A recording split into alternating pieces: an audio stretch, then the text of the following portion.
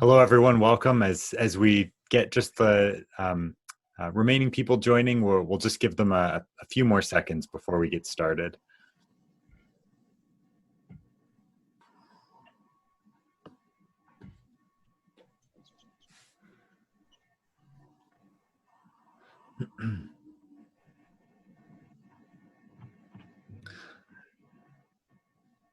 All right. Well, we are 1 minute past our starting time, so I figure we might as well get started. Welcome, everyone.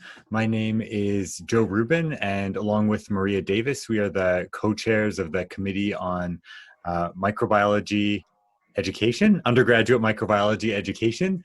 And along with the rest of the committee, Tanya, Josie, Heather, Nicole, and Yanalise, we've really had a fun time putting together both this session and the one that we had a few weeks back. Just a little bit of Zoom rules or netiquette that we'd like to have for today. If everybody could please mute their microphones and turn off their webcams just to preserve bandwidth and help with the flow of the presentation. If you do have any questions, please type those into the chat. And once the presentation is done, then I can call upon everyone in order so that you can ask your questions sort of in person as much as possible. We're going to be starting out today with a 20-minute presentation from our colleagues from Athabasca University, followed by some time for questions and discussion about the topics that they're going to be presenting. So I'd really like to thank Dr. Lisa Carter, Shauna Zentino, Tara Lynch, and Sean Loenza for agreeing to participate today and help us out and share some of their experiences with remote learning or distance learning. There's a whole nomenclature around this that I'm sure we'll all know a lot more about after today. And so I'm going to turn it over first to Lisa, who's going to kick us off with the first few slides. So Lisa, please take it away. Great. Well, thank you, Joe. And welcome, everybody. I'm really happy to be here. This is a great opportunity for us to share our experience and perspectives in teaching microbiology by online learning. And so for this session, I'm going to be just what we thought that we would kick off this webinar is by looking at assessment of our online microbiology course, which is Biology 325. I want to outline 4 general talking points because I'm sure that there'll be different things of interest to all of you as to how we're going about assessment at microbiology, because we don't just construct a course without having some sort of a framework. I'm going to introduce a little bit about teaching microbiology at Athabasca University and look at the context of this and how we integrate assessment in the design and delivery of our courses, and more specifically, microbiology. And then I would also like to just spend a little bit of time to show how we can link assessment with analyzing it to see whether we are on the right track and we are achieving student success. So moving first to teaching microbiology at Athabasca University, you'll see on the left-hand side of the screen, we have a study guide, and the study guide is presented online. We have an online platform, and my colleagues, Sean will be able to show you and navigate through some of the platform that we have as to what the students are looking at. Biology 325, our introductory microbiology course, is a 3-credit undergraduate course, and it's comprised of 2 components, a theoretical component as well as a practical component.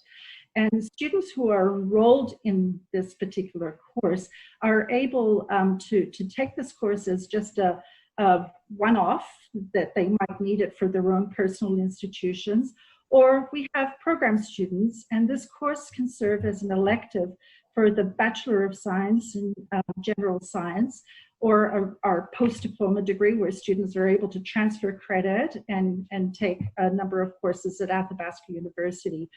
Or specifically, the Biology 325 course serves as a core course within our Bachelor of Science major in Human Science. On the right-hand side of the screen, you can sort of see I've got a screen capture, and this is a screen capture of a portion of the introduction of the course. And you can sort of see that there are little bits of navigation points where students who are enrolled in the course are able to very effectively navigate through the course, knowing what is important to them, what links they need if they needed further information or assistance in other areas of the university. So it's like a one-stop shop for the students to be able to work through the course effectively. Athabasca University is a little bit different from other traditional universities. As you know, we're an online distance learning institution, and our students are typically a little bit different from other institutions that normally follow a logical path after going from high school. Most of our students at Athabasca University, and some in the microbiology course, are typically older than other students attending our other institutions, and probably the same as many of the courses that you see at your institutions. We have a ratio of more female students than male students within this particular course. Our students come from all over. We come from Canada, they come from the United States, and we do occasionally see students coming from internationally, whether it's from Europe or other countries. And the courses, we find that the majority of the students that take Biology 325, our microbiology course, usually taking it as a requisite for moving on to a health-related field. So learning assessment, it's really very, very interesting because we have to scaffold it in a way, in a logical way. So in order for us to understand our courses, as I mentioned, they're not standalone. They are associated with different needs and standards that are required provincially through the Canadian regulations. And for Athabasca University, we have standards for accreditation internationally through the Middle States Commission of Higher Education. And in the middle here, what I'm showing is just a little snapshot of part of our strategic university plan. All of these pieces have to fit together. And so they fit together from the faculty perspective, the institutional perspective, and then we have to ensure that the linkages of assessing the success of our course is from the provincial, Canadian, and international perspective. So we've got a lot of partners and a lot of areas that we have to deal with in ensuring that the course and the quality of the course is immaculate. This pyramid that I show you here just shows you a little bit of a jigsaw of how we look at things. A course isn't a standalone course, as I mentioned. It has to be associated with the program. So we have different forms of assessment. We have assessment at the course level and at the bottom level, and this is what's holding up the ability for us to say that we have a quality course. It's going to be maintaining the assessment needs for the program itself, and also the institution. And I haven't created a larger pyramid where you would also see provincial assessment needs as well as Canadian and international needs. So central to assessment are the learning outcomes that we have within the course, and as well as our programs. And these learning outcomes have to be closely aligned and interlinked with the mission and the vision of our university. We also have to look at the standards for accreditation. So program assessment, the program itself has very specific outcomes that we have to link to. And this has to do with the support of student learning, educational effectiveness, the design and the delivery of the course, as well as the student experience, which is really important for us in knowing that what we've got here is a good product that we would be able to share with our students. And I am going to be talking a little bit about our course assessment because we have direct and indirect assessment. And the direct assessment is basically how is the student performing? You know, what are they doing? Have they achieved excellence in completing quizzes, assignments, exams? And on the other side, the indirect assessment will show us when we have, especially when we have to undergo program reviews, where this course will be integral to a program review, we would be able to see whether that there is success there through a number of surveys, and they're compared to Canadian surveys and a variety of focus groups. As I mentioned, quality is extremely important for good assessment in microbiology. And on the right-hand side is part of our syllabus that we show. Students want to know exactly what they're going to be assessed with. They want to see what they're going to be, what we're going to be looking at as faculty to ensure that the student has been successful. And the syllabus acts as a formal document for the student, because then the student would be able to point to the variety of evaluations that we have for assessing a microbiology course in this instance. And they would also be able to map out how they're going to proceed in the course. Assessment has to be consistent. It's got to be reproducible. In other words, you know, we see one student that's an outlier in comparison to a group of students. We want to see that if what we're teaching the student is extremely important, and we are able to see that it's going to be not just important just for the one student, it can be important for the entire cohort. It has to be reliable. And reliable mainly because we are accountable to the institution itself, as well as to our accreditation bodies. And it has to be really easy to navigate. You know, you don't want to have a whole jumble of words, you know, to try to explain something in an outcome without a student understanding that. So we have to have some sort of a pathway that the student knows that when they start the microbiology course and they continue through it, that they're going to have some sort of logical cohesion in the course. Assessment has to be fair. And as you can see, we have a variety of ways of doing assessment in microbiology through exams, assignments, as well as laboratory exercises through the face-to-face practicum area. And it has to be engaging. You know, you want to make the course fun. You want to have the student actually enjoying the course rather than reading through reams and reams of pages. And we have an e-text for microbiology, and so students sitting there getting all glassy-eyed looking at an e-text for hours on end, it isn't a fun way of approaching the course. So we have to make it as engaging as possible for the students.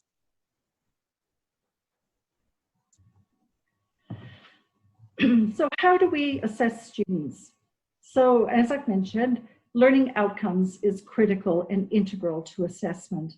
And on the right-hand side, once again, of the screen, you'll see that we have a set of learning outcomes.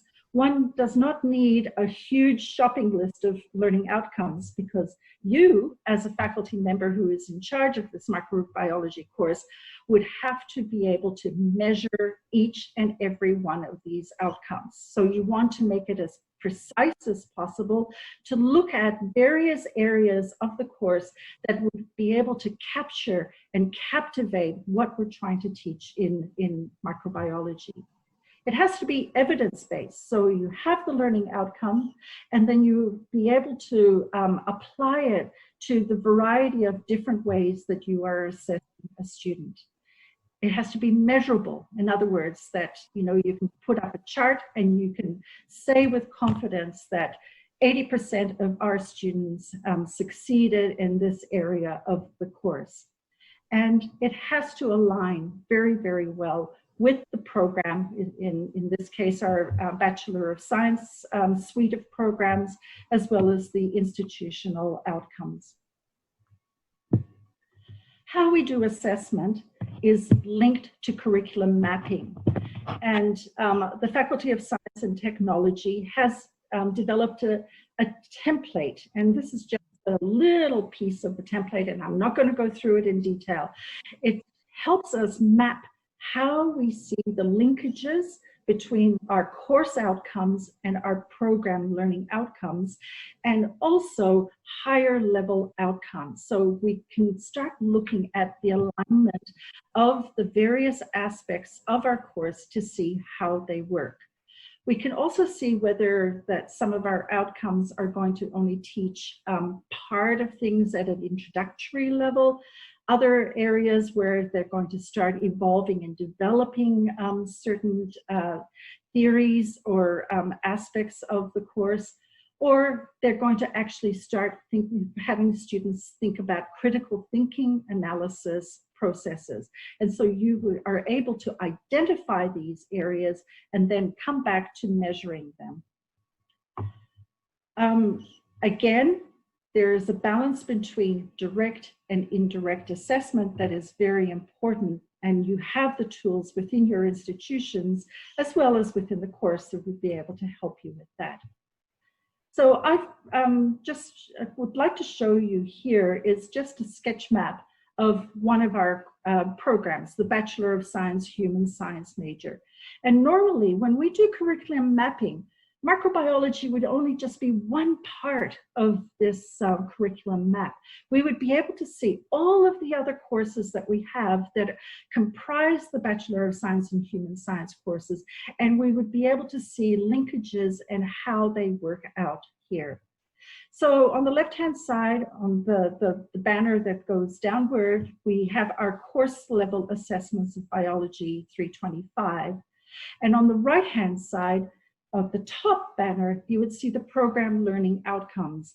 And for the Faculty of Science and Technology, we have 4 learning outcomes. And so what we do is then we start mapping the outcomes on the left-hand side with those on the right-hand side, and also looking at the higher level of the institutional standards, as well as here I just presented the Canadian degree framework standards. And then this gives us a degree of confidence that what we're teaching the students is extremely important and relevant to the students once they go out into the field or take other programs. So we have to link assessment with theory. I mean, that's just the logical way of doing things. And when we develop courses by having a little bit of guidance with our course development and production team. And our faculty has a very nice, strong unit which are part of the community of learning design and development. And they support faculty members as they're preparing a course.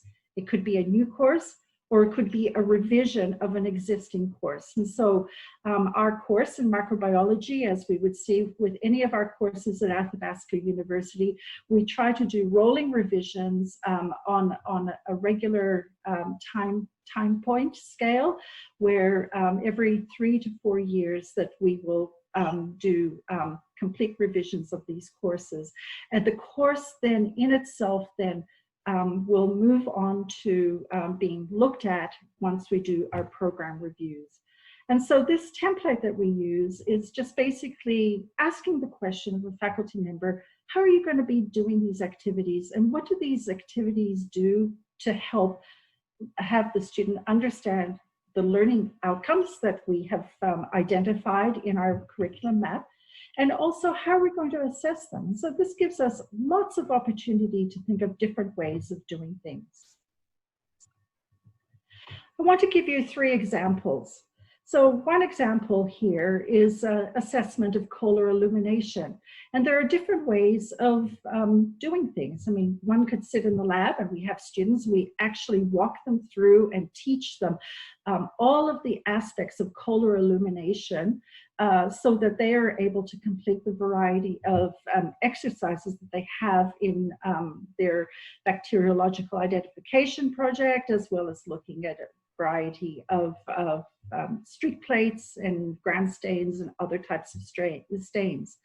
Within our course, embedded within the course, we actually have an introductory video. And many years ago, we also provided and we produced a CD that was in-house produced, and we gave it to students so that they would be able to look at not only the theory of color illumination, but they would also experience what they're supposed to see with color illumination. There's nothing more frustrating when you have students just trying to try every single knob on a microscope and not quite understand. So that is the one way of teaching the student, but also to ensure that they have achieved mastery in it. And so within our course, Biology 325, they have a number of midterm exam questions that they answer. And also they physically have to demonstrate that they have successfully been able to set up a microscope using color illumination, and they are assessed and given marks and grades for that as well. Second example is some years ago, Shauna had developed a case study taxonomy key. And again, as I mentioned, students have to be engaged. And what a wonderful way of engaging a student to be able to have them walk through a case study, see a real live example, and actually click on the right-hand side, there's this taxonomy map, and then if you goof up and make a mistake, it won't let you work further. So you've got to try to figure out, you know, what errors you have made in trying to identify an organism. And here on the left-hand side, there's a brief video where Shauna actually walks the student through by video, showing them how they are able to navigate taxonomy of bacteria. How we assess it through a number of assignment questions. We have numerous questions in the midterm and final exam questions, because I mean these core concepts are extremely integral to understanding microbiology. And then we have a wonderful assessment mechanism after the labs. The students actually do a practical identification of 2 unknown organisms, and then they would have to provide a lab report where they are able to identify these organisms and present that for grading. Hope I'm not going over time here. And then finally, the laboratory practicum itself. We have a number of exercises that the students will navigate through, and I'm not going to spend very much time, but there are ways in which the students are able to be assessed. Analysis is extremely important, and there's a way of looking at analysis through course review and revision and program review. So here I just identify the course review process. We have wonderful tools that we can use within the university, and Athabasca University has the Office of Integrated Planning and Assessment that will help derive and draw out a lot of the information that we are able to see about our students, whether the student has passed the course, has failed the course, has withdrawn the course, all sorts of different types of indicators that will help us with the assessment process. And once again, direct and indirect assessment is clearly a very important aspect. Assessment is iterative, and there is no right way or wrong way of doing it. We don't have, a manual that tells us which assessment methods that we can use. You as a faculty member would be able to know what the strengths and the challenges are in the course, and then you'd be able to use different types of assessment methods. So if we go back to the curriculum map, and we've mapped out that some of our learning outcomes were introductory or foundational, some were helping us develop things, and some of them were a little bit more advanced in providing mastery for the student. There we have actually physical proof when we look at the various assessment methods. And so that gives us the depth of the course. Also, the knowledge, coming back then to the program outcomes and our course learning outcomes, we have different areas that we're seeking knowledge from the students, and we're able to map this accordingly. And on the left-hand side, those are the key points with the critical thinking and foundational learning, evaluation, etc. And then on the right-hand side is how do we see this knowledge reflected in the course. And thank you very much. I'm going to stop there, and we are going to welcome any questions that you may have. And I'm going to leave it to my colleagues Tara, Sean, and Shauna to be able to answer those questions. Thank you for your attention.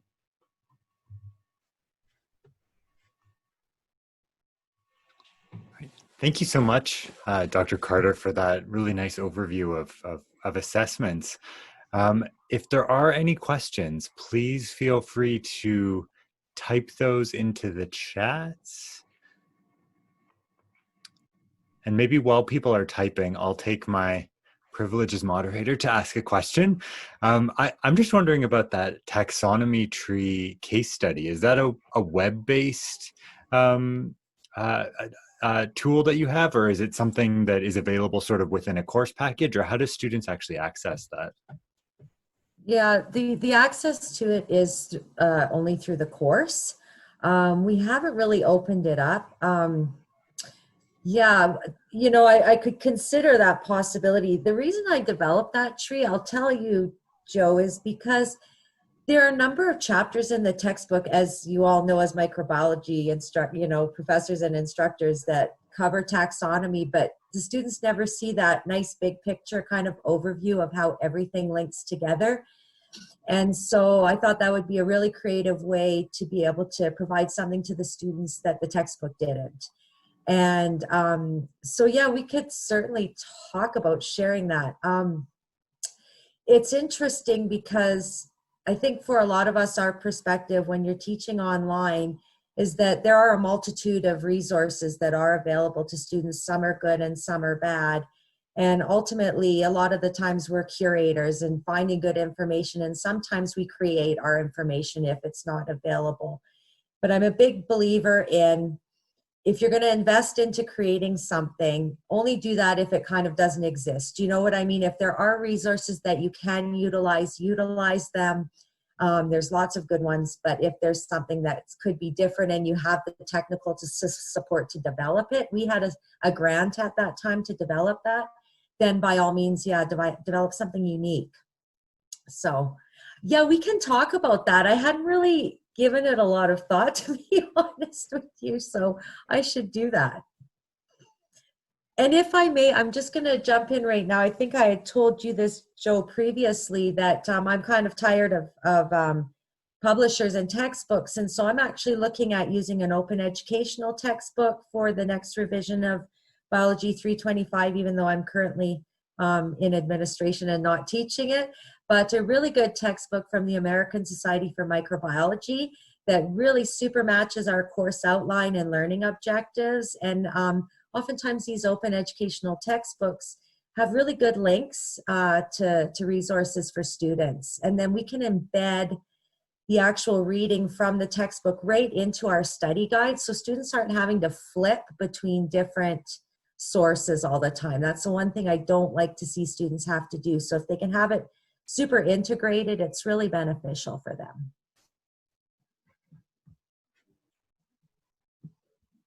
Fantastic. Thank you.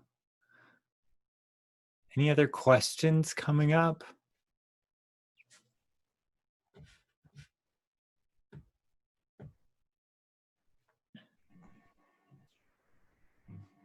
So Joe, I'm just wondering whether I could ask Sean just to link the course so that people would be able to have just a little bit of an overview as to what the students would be navigating. That Oh, please do, yes. Sean, over to you. I can do that.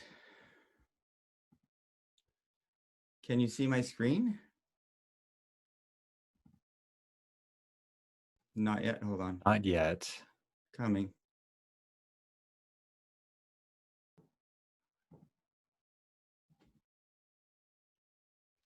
Sorry, they're asking me for all kinds of permissions. Give me a sec. Huh. Sharing my screen and recording is giving me an issue here.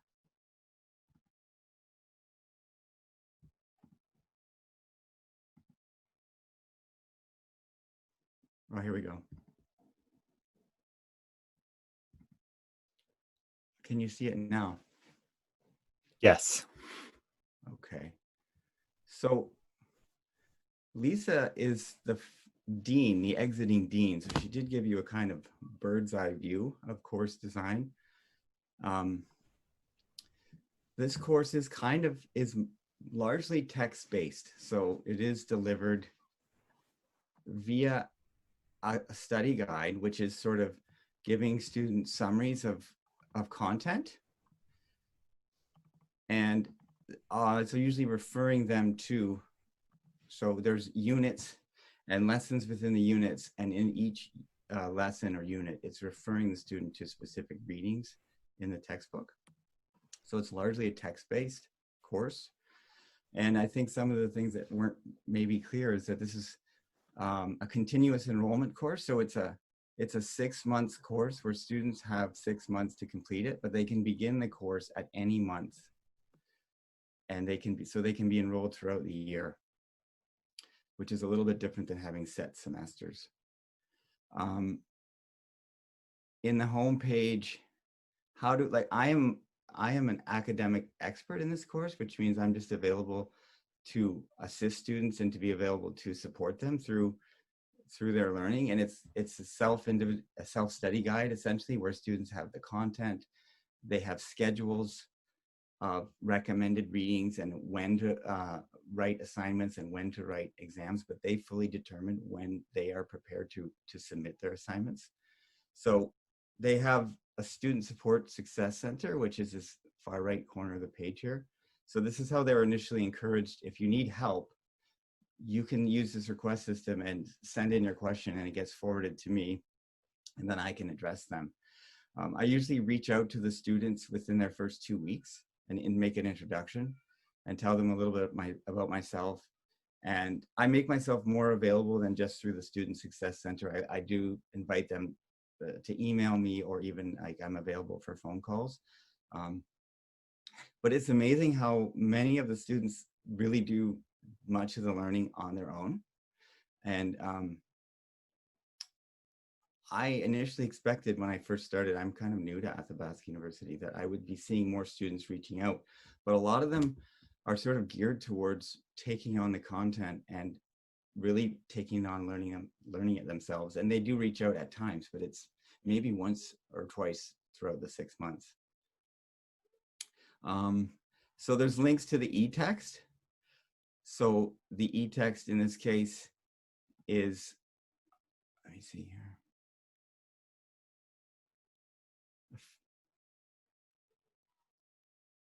A pretty standard online textbook. I find it pretty good, and this particular one that's provided has very good tools for navigating through the various content.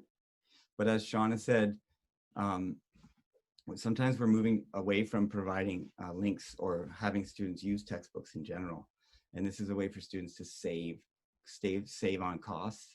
But then you do need to provide all the content in the form of a study guide that we would determine and provide all the content, or as Shauna mentioned, you can use open educational resources. I wasn't aware that ASM was making them. So I'm interested in which one you're referring to, Shauna. Is there anything, like when students submit assignments, so assignments, there are 4 assignments throughout the course. They roughly cover 1/4 of the content, and it's essentially a short answer question style assignment. So there's a lot of writing. There's different kinds of questions within the assignments. One of the roles I have as the academic expert is to be available to support the students when they have questions, but also to mark their assignments. And so here I'm actually kind of ahead of my marking. I notified when assignment has been submitted, and here I have 1 new assignment for 2. Usually this is more busy with things for me to mark, but I'm actually on top of things at this point. The lab component might be something that Shauna can tell you a lot about, because they actually visit a lab in Athabasca University headquarters, or occasionally it's held in Calgary, where they actually spend the better part of a week in a microbiology lab. Shauna, you might want to talk more about the lab. Yeah, sure. So just a little bit of the history. So when I was hired by Athabasca University, Lisa had been the professor prior to me. So I have to give a lot of the credit to the lab development to Lisa. I've made some revisions to the lab over the years, just with, newer technologies and kits that were available over the years. But I have to give the credit to her. She designed the lab. So we've spoken about this a number of years ago at a CSM conference. Essentially, the in-person lab is a condensed version of a regular lab. Well, it's hardly condensed. It's the same number of hours as a lab at a traditional institution, where you're there 3 hours a week for 10 weeks. We have the students there for 4 straight days, which is about 32 hours. So the same amount of content. But the design of the lab has to be really creative in that we can achieve all of the same types of experiments and objectives that are achieved in a full 3-credit lab in 4 days. So the students are incredibly busy. The experiments are very well organized and designed so that they're achievable in those 4 days. And we also run a bacterial identification project in only 4 days, which a lot of you would know. In a traditional format, you wait a week for those test results. The students come back to the lab a week later and so forth. But in our case, what we do is we provide kind of a battery of tests that would allow them to be able to identify their 2 unknowns at the end of 4 days. So it's quite rapid, but really effective. The students learn a lot about, and so we really cover a lot of the same objectives that are covered in a traditional second-year microbiology lab. The students travel from all over Canada, and we've even had a student from Africa attend our lab, which was quite remarkable. They enjoyed the experience, and having that in-person piece for the lab is something that we do have to deliver because of all of the transfer credit agreements we have with a number of institutions across the country. However, we are in COVID, and so I should probably speak to the fact that we have had to not run our last 3 sessions. So we have sessions 5 times a year for 4 days. We try to run them during times where students are not busy at their other institution if they're visiting students. So for example, reading week, couple summer sessions, one early in September when students aren't too busy if they're in programs elsewhere. But yes, we've had to close our March, May, and June sessions. And so we're in a little bit of the same boat as the rest of you, to be quite honest, at this time with regards to the lab. And so what we have developed is we've developed an alternative laboratory. We don't typically, it's not ideal for us. We really want the students to have that hands-on piece as much as possible. But we do have a pretty comprehensive and thorough assignment that has simulations as well. So of microbiology experiments. And Lisa can talk a little bit about that. I think I mentioned earlier, I'm actually in an administrative position right now. So Tara has been my replacement while I'm with the Faculty of Graduate Studies, and Lisa is still helping out with the course as she just stepped down from her role of Dean of Science. So Lisa and Tara really put that lab replacement assignment together and can probably speak about that. While it was on my mind, I wanted to make one mention about assignments. When Sean was showing you the course, all the assignments in the lab report students upload through the learning management system. And then we would mark those and return them through the learning management system.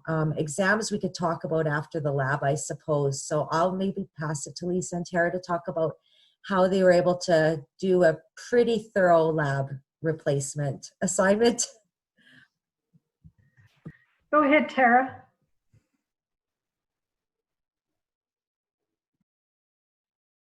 Hi. So yeah, I guess Lisa kind of put most of it together. It basically goes through a lot of online modules for streak plating and goes through a lot of the theory in the things that they would have done in the lab. So ELISAs are covered, gram staining, spore staining, things like that. So it talks a lot about the theory, and students have to answer questions. And then there's two parts to it. One is kind of a question and answer about, the naming the different parts of the microscope, things like that.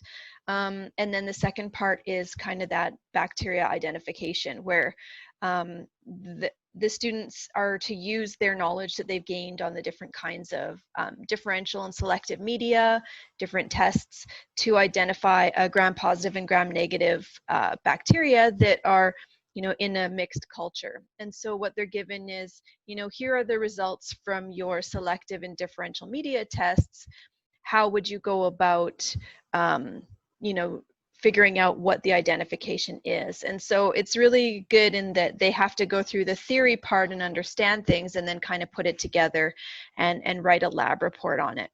So I think the feedback we've been getting from students is that they really appreciate it and they understand it. I mean, they don't really get the chance to try streak plating themselves, and when you poke through the agar and stuff like that. So that physical being in the lab, they don't really get, but they do get the theory about it and why they're doing it, which is probably really important for their future programs. Like Lisa said, a lot of the students are going into healthcare fields. So, I mean, a lot of them don't necessarily need to poke through an agar plate to understand why they're doing it, but knowing that these tests are available and what the function is, and antimicrobial resistance is another thing that they look at. And so understanding all of this is really important for people going into the after degree nursing program and things like that. Yeah, I think that's it. Really great. Thank you, Tara. I noticed in the group chat that there were two questions, one from Angela and one from Chris, about exams, how we deal with exams at Athabasca University. And just wanted to mention, and of course my colleagues can jump in, we did away with paper examinations. We no longer offer paper exams. All of our exams are offered online through a platform called Much Learning, which was developed by a group in Alberta.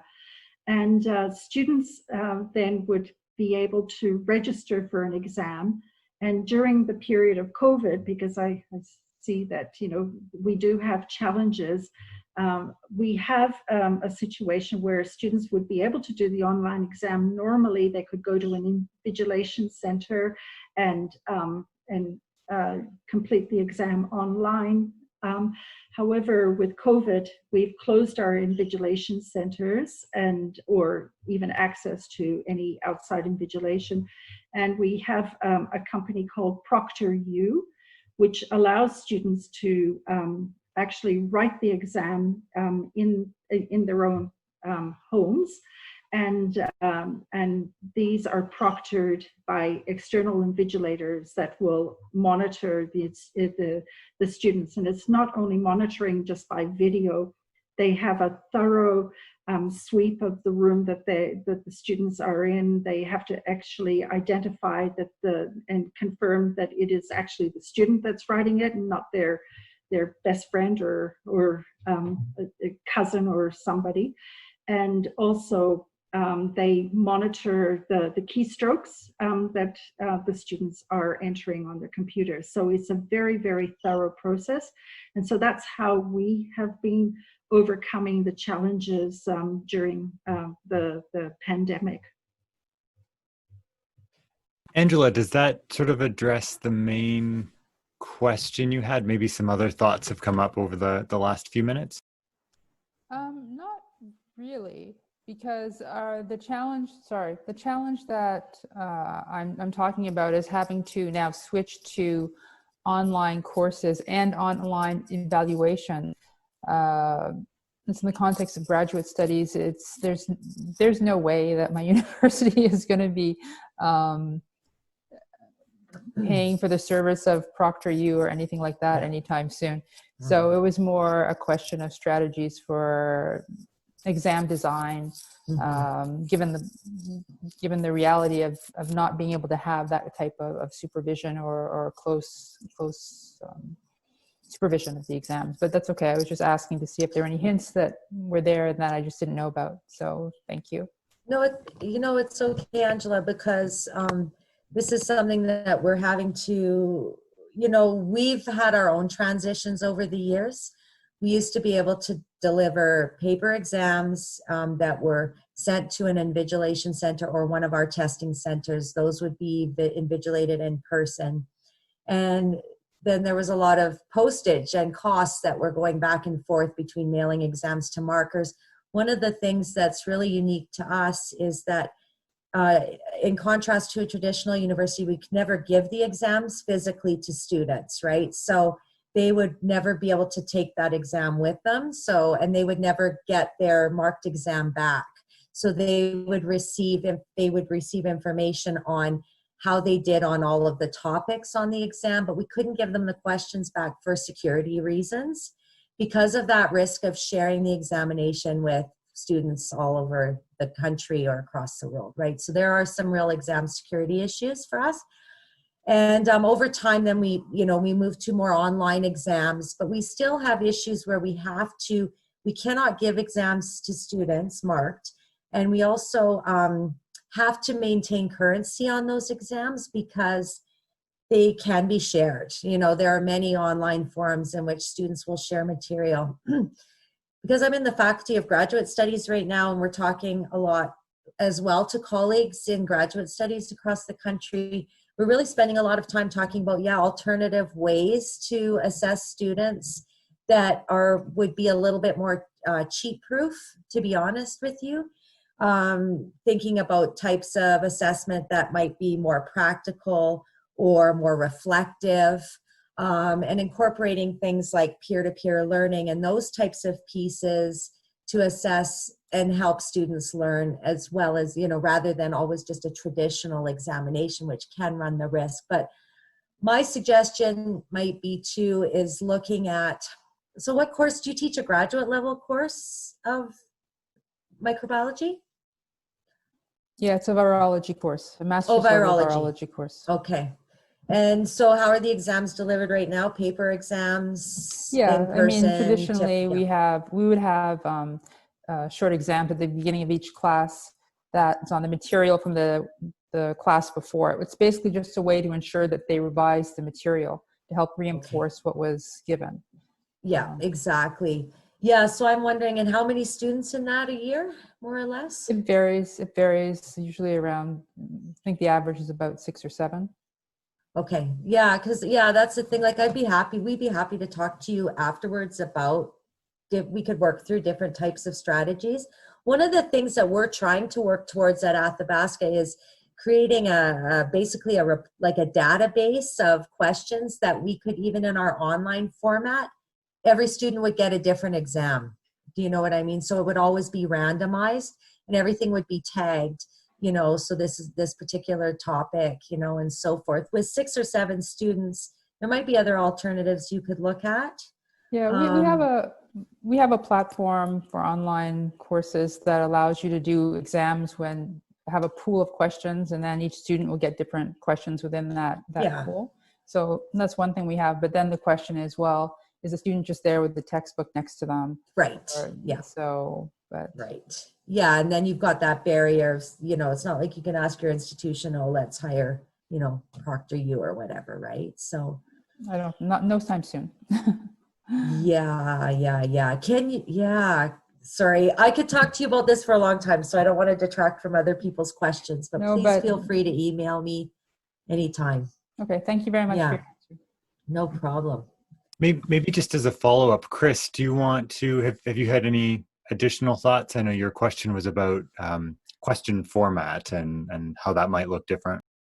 Yeah, no, I'd be happy to follow up because actually I have a pretty strong opinion about this Proctor U business in terms of if I was a student, I'd hate it. I'd find it invasive. It would freak me out. I probably wouldn't do as well on the exam because I'd be freaked out. And so I sort of was having a bit of a dialogue with Tanya and talking about this idea of, these high stakes exams. So I see COVID, I mean, I'm an old school teacher, right? I used the chalkboard, I used exams, midterm, final exam. Now that we've had to switch and try to figure out how we're going to navigate a whole new modality of teaching, I'm like, well, maybe now I need to reassess how I do assessments. So one thing that Shauna, I picked up on a lot was this peer-directed learning idea. So maybe I need to do some, I'd appreciate any offline conversations about this, but I think a peer-directed measure might be really, so students who master the material are going to be master tutors. The question then becomes, how do I find a way to monitor that kind of peer-directed learning and measure those students who are mastering the material and helping the other students? And then to me, no more high stakes stress on the exams, and it's still going to pick out the students who really mastered the material because they can help deliver it, maybe through some kind of breakout groups. The trick, of course, is the reason I did online or testing in the past the way it was done, it was less workload for marking. So, right, than these other alternative assessments. But I am pretty strongly committed to, like, for instance, my syllabus for the remote teaching we do in the fall, no final exams, no midterms. Now I just got to figure out how to do it. Thanks for the opportunity for this. Thanks also to the committee on undergraduate. I'll make the plug for the new CSM committee. I think this is a great way now to get CSM members involved in other aspects of microbiology. Thanks. Well, Chris, you're not alone. I've had some students who have had that issue with Proctor U, and so there sometimes are exceptions that we have to make. So Tara can probably speak to this. So in the alternative, if a student can't write Proctor U for some reason, it could be for the reasons you described. They feel really uncomfortable. I had a student with anxiety issues, or they have a technical reason, or they have a space issue. They don't have the privacy. Then sometimes rare exceptions have to be made. And then I think Tara has been invigilating exams in a slightly different way, where they're given an alternative exam that is different from the conventional exams, and it's given as a take-home, and it's given with a time limit, and then they have to respond by email within a certain time to finish the exam. And even that does compromise the original exams, but there's in some ways there are no alternatives. And so now, as all the coordinators of different courses are still preparing some of these alternative exams for those occasions. And these can be high enrollment courses, so there's inevitably there are students who need to use the alternatives, which I think the only option we have, correct me if I'm wrong, is this invigilated take-home exam. Yeah, it's difficult because we don't really have a lot of tools to have this pool of questions that we can kind of just jumble up and give students different versions on the fly, especially with having to do things so quickly, and sometimes students' courses are ending and COVID still hasn't ended yet. So I'm also finding it very difficult too, because trying to find what's a fair alternative to some students writing the online exam in ProctorU and then trying to find an alternative open book exam that doesn't give a student an advantage to just Google through the questions is very difficult. And I do appreciate, Chris, like you were saying, this ProctorU can feel very invasive and very stressful. And some students actually don't have internet requirements that meet the minimum requirements, or they don't have a webcam, or they have a Chromebook that ProctorU doesn't support. So we do need to find alternatives, but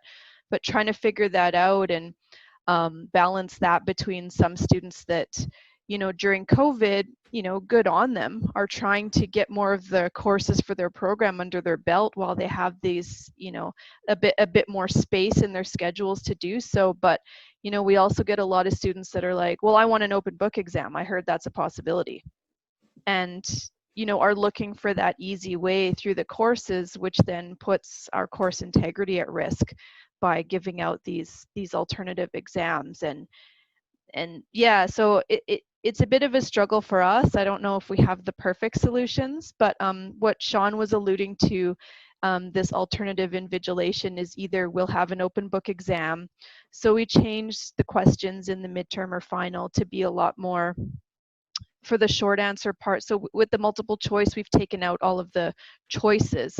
So it's a short, like fill in the blank or things like that for the first part. And then the second part, the short and long answer, are kind of, instead of explain this cycle, it's explain this cycle and compare it to this other, or explain benefits and advantages of things. So kind of more of those critical thinking questions we're trying to put into those assessments. Is one way we're trying to deal with it. And then the assistance for students with disabilities group has also come up with other ways to do things, because ProctorU doesn't support some of the accommodations that students need if they can't type, and so they use a verbal typing program or something like that. And so they're doing things through SharePoint where they it's still kind of a home invigilation process, but they basically have the student, they share the exam with the student through SharePoint. It has a time limit on it, and they're basically just monitoring to see if to make sure the student doesn't download the exam. I don't know, but those are some of the ideas that we're working through, if that's helpful.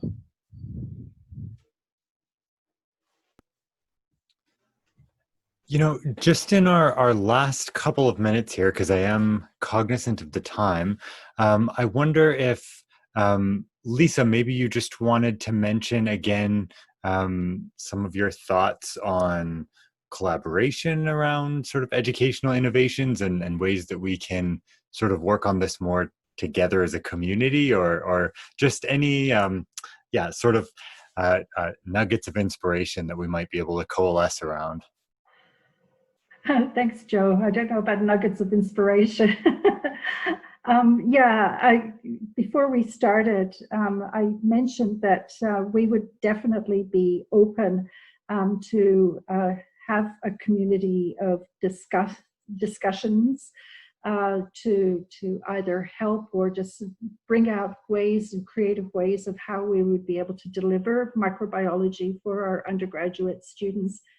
And I think at the end of this presentation, we have all of our contact numbers and or contact emails. And if there is an appetite, we can definitely do it through your committee, Joe, Maria, and others, that we could have some sort of a continuing discussion about different aspects. It doesn't have to necessarily be the overarching courses, but there could be different aspects. I mean, we talked about assignments and exams today, but I'm sure there are other issues that are related to microbiology teaching.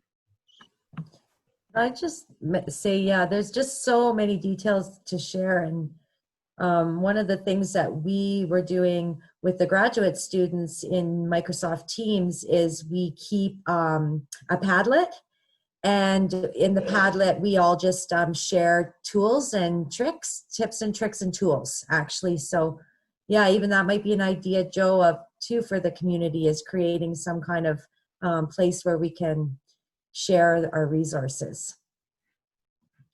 Yeah, these are all things that the committee has certainly talked about, and at this point, what I think where our discussion has sort of gotten to is how to do that, and how can our committee adapt to these new demands and new ways to better serve the members of CSM, and how can we sort of provide this in the most efficient and most useful way possible.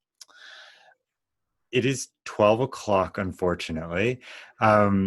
Just being cognizant of everybody's schedules, I guess I would like to say that we are looking into a couple of more sessions. We don't have anything finalized yet, and we're still certainly discussing this as a committee, but we will hopefully have more information to come in the coming weeks.